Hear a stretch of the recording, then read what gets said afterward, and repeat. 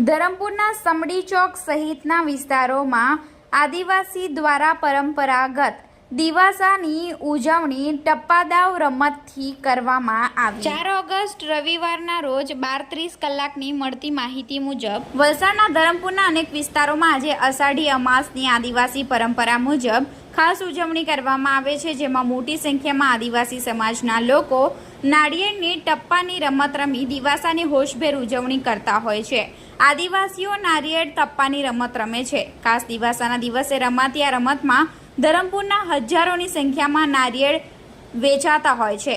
દિવાસાના તહેવાર અંગે સ્થાનિક લોકોનું કહેવું છે કે ધરમપુરમાં રાજાશાહી વખતથી આ રમત રમાય છે, જેમાં આદિવાસી લોકો બજારના મુખ્ય એવા સમડી ચોક, આસુરા વાવ પાસે, હાથીખાના ખારવેલ સ્કૂલ પાસે એકઠા થઈ નાળિયેરની લારીઓ પરથી નાળિયેર ખરીદી કરી એકબીજા સાથે નાળિયેરને અથડાવી નાળિયેર ફોડે છે, જેમાં જેનું નાળિયેર ફૂટી જાય તેણે પોતાનું નાળિયેર સામેવાળાને આપી દેવાનું હોય છે।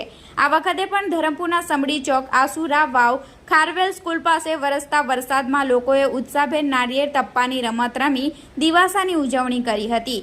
ટપ્પાડાવની રમત દિવાસાના દિવસે રમાતી હોય છે, જે રમત રમવા અંતરિયાળ વિસ્તારના લોકો દૂર દૂરથી આવે છે। રાજા રજવાડાના સમયથી ચાલી આવેલી આ પરંપરા આજે પણ યથાવત છે।